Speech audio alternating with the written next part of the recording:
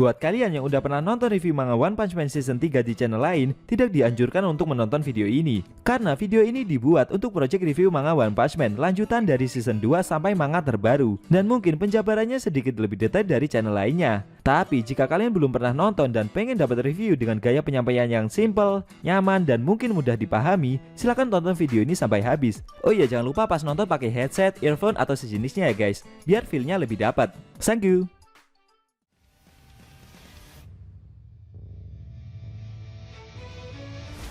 Hai guys, welcome back again with Enkun di channel Endesu. Fans botak Saitama bisa merapat karena di video kali ini kita akan membahas lanjutan cerita One Punch Man Season 3.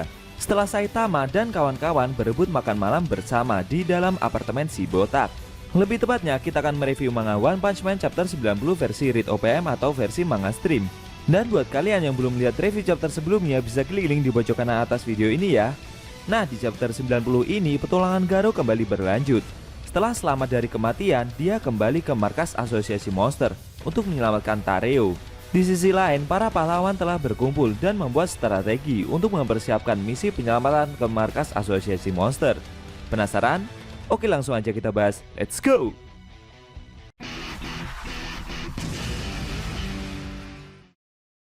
Pada awal scene, kita diperlihatkan kondisi kota Z yang sangat sepi pada malam hari dan tidak ada satupun penduduk yang terlihat. Di sana ada Garo yang memasuki sebuah ruko yang di dalamnya ada lubang menuju bawah tanah tempat markas asosiasi monster berada. Dengan sensor telekinasisnya, Kyuro merasakan ada seseorang yang baru menyusup masuk ke area markas asosiasi monster. Tapi dia belum tahu kalau yang masuk itu adalah Garo. Dalam benaknya, Kyuro bertanya, apakah penyusup itu adalah monster yang ingin bergabung dengan asosiasi monster atau seseorang dari asosiasi pahlawan?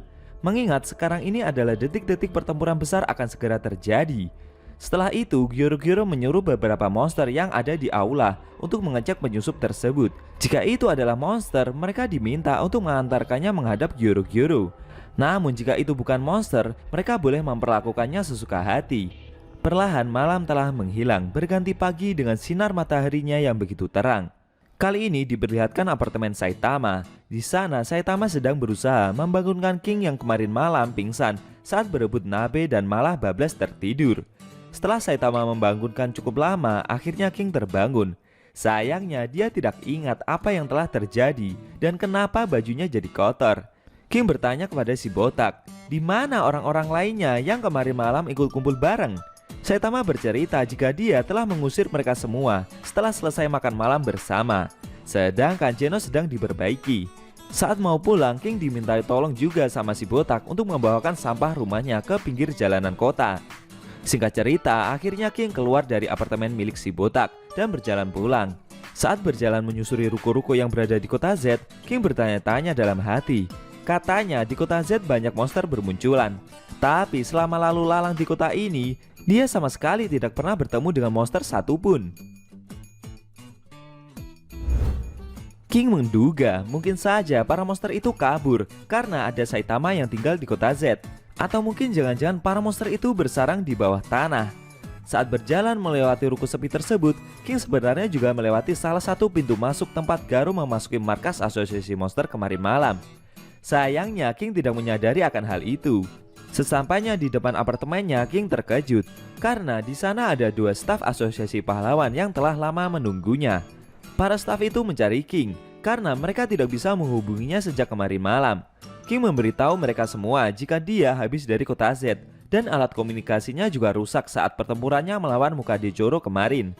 Mendengar cerita tersebut, para staf itu langsung melihat pakaian yang King kenakan juga kotor. Mereka menduga jika kotornya pakaian King itu disebabkan oleh cipratan darah dan daging monster yang King hadapi. Kesalahpahaman semakin menjadi-jadi. Mereka malah memuji King karena kemarin telah berani sendirian melakukan pertempuran hebat. Padahal baju King yang kotor itu disebabkan karena rebutan lauk saat makan malam di apartemen Saitama. Setelah itu, kedua staf tersebut meminta dan mengajak King untuk segera berangkat ke markas asosiasi pahlawan. Karena dia juga akan dimasukkan ke dalam misi penyerangan ke markas asosiasi monster. Lalu Shin berpindah ke markas asosiasi pahlawan. Di ruangan rapat markas asosiasi pahlawan ada Tuan Naritki yang sudah stres berat. Karena para pasukan yang ia bentuk sudah semalaman tidak memberi kabar apakah mereka berhasil menyelamatkan Waganma atau justru malah terbunuh. Setelah itu datanglah staf Sekingar yang melihat Tuan Narinki begitu gelisah dan ketakutan. Akhirnya staf tersebut menyuruh Tuan Narinki untuk berbaring dan beristirahat sejenak.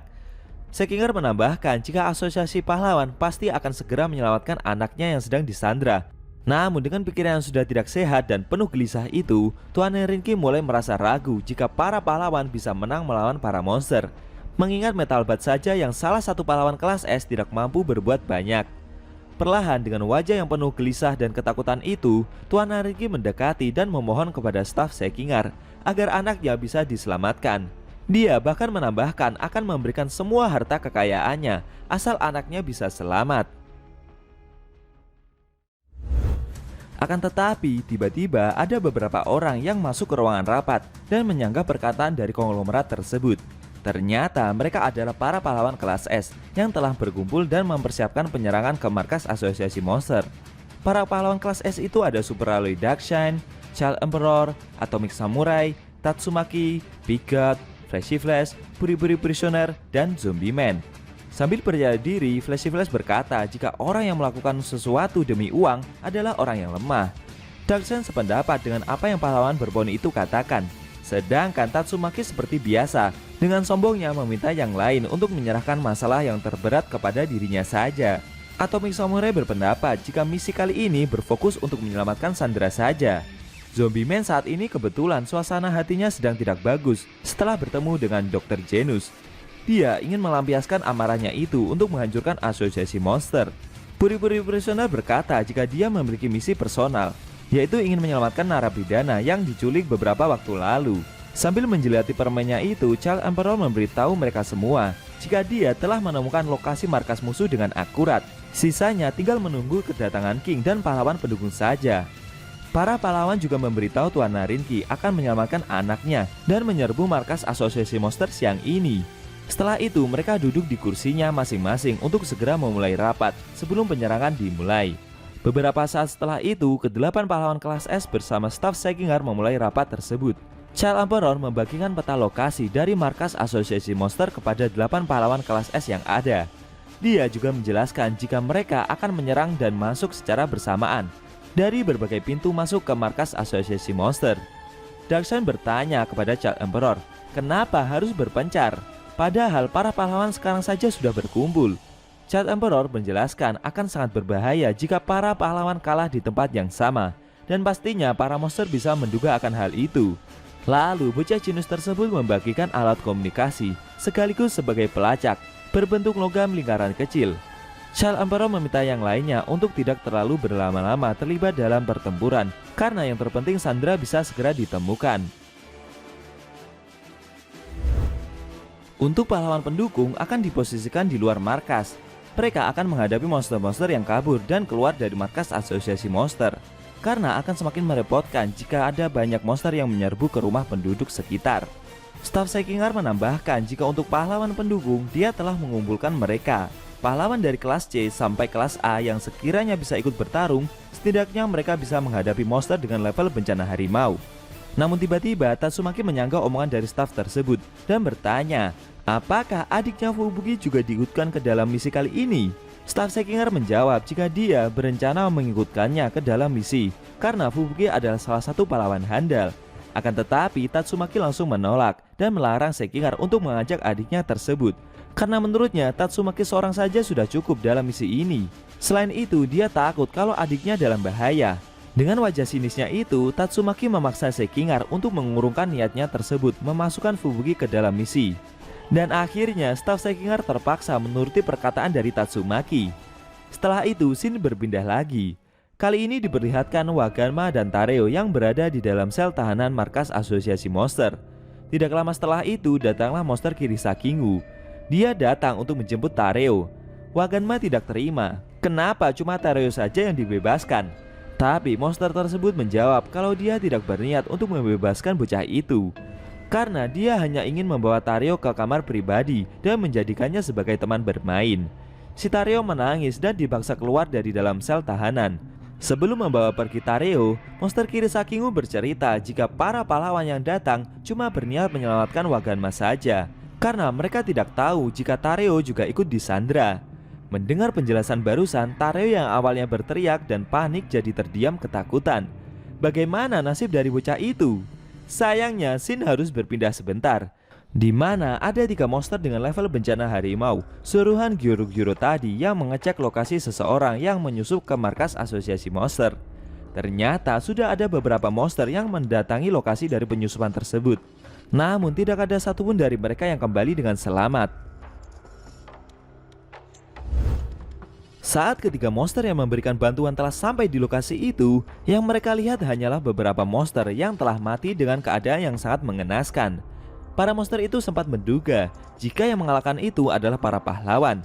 Namun mengingat sampai saat ini masih belum ada tanda-tanda perang dimulai, sepertinya yang melakukan perbuatan tersebut adalah orang lain. Mereka berspekulasi jika yang membunuh para monster itu adalah seekor monster yang memiliki sifat sangat kasar.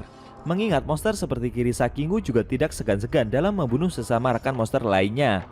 Akhirnya ketiga monster itu melanjutkan patroli menyusuri lorong markas asosiasi monster. Oke, Shin kembali lagi ke monster Kirisakingu dan Tareo lagi ya guys. Saking ketakutannya, si Tareo menangis dan berteriak sangat keras karena monster Kirisakingu telah menggores wajah Tareo dengan pedangnya. Namun si monster yang mendengar teriakan itu malah jadi makin suka dengan bocah tersebut, karena dengan ini dia bisa menyiksa Tareo secara perlahan. Si monster berkata kalau dia dari awal tidak tertarik dengan perang melawan para pahlawan.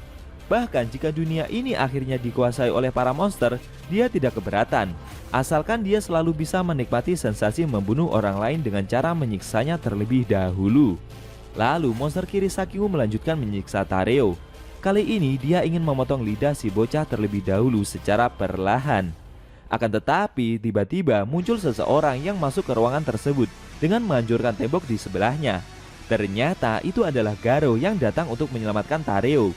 Melihat ada seorang penyusup, monster Kirisakingu dengan sigap langsung menebas Garo dengan pedangnya. Namun secara mengejutkan, Garo malah menahan pedang si monster dengan satu tangan saja, bahkan sampai membuat pedang tersebut patah.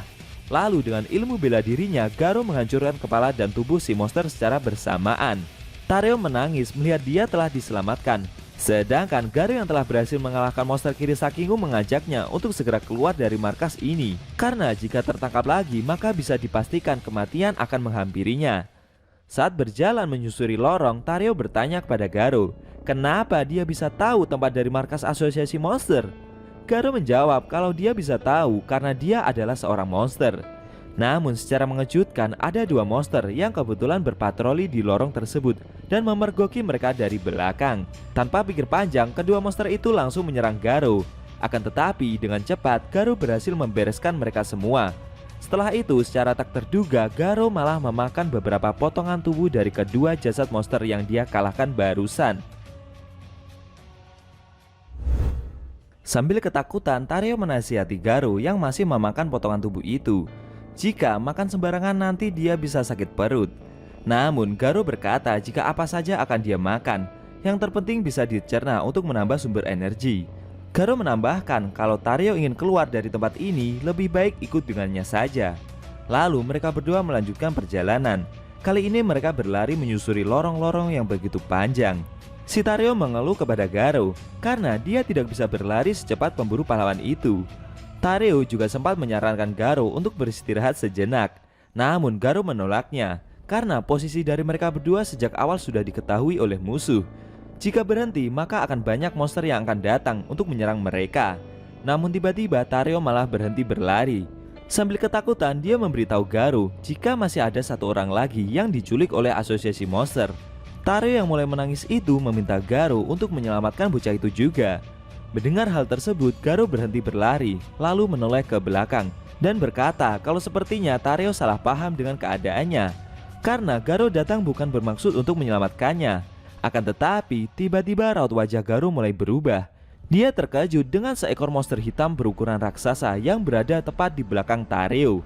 Dengan suara pelan, Garo bertanya, "Makhluk apa itu?" Si Tareo dengan perlahan menoleh ke belakang dan dia pun juga ikut terkejut. Dengan suara pelan, Garo meminta Tareo untuk mendekatinya selangkah demi selangkah. Ternyata monster raksasa yang berada di belakang Tario adalah salah satu dari eksekutif milik asosiasi monster. Berbentuk anjing hitam raksasa, memiliki 6 mata yang bercahaya, bernama Overgrowth Rover atau anjing rover. Anjing hitam raksasa itu masih belum bergerak dari tempat dia berdiri. Sedangkan dengan perlahan Tario berjalan mendekati Garo. Apakah Garo dan Tario nantinya bisa selamat dari anjing hitam raksasa itu? Mengingat semua eksekutif milik asosiasi monster berlevel bencana naga dan kemampuan bertarung mereka semua di atas rata-rata monster pada umumnya. Sayang sekali scene cerita manga One Punch Man chapter 90 telah berakhir.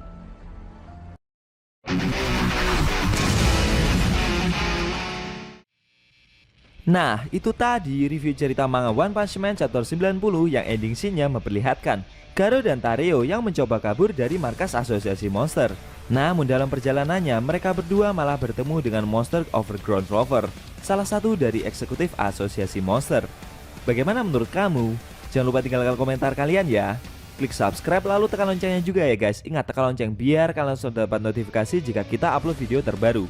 Oh ya, video ini boleh di-share ke teman-teman kalian juga kok. Hitung-hitung biar channel Endesu makin rame dan makin dikenal banyak orang.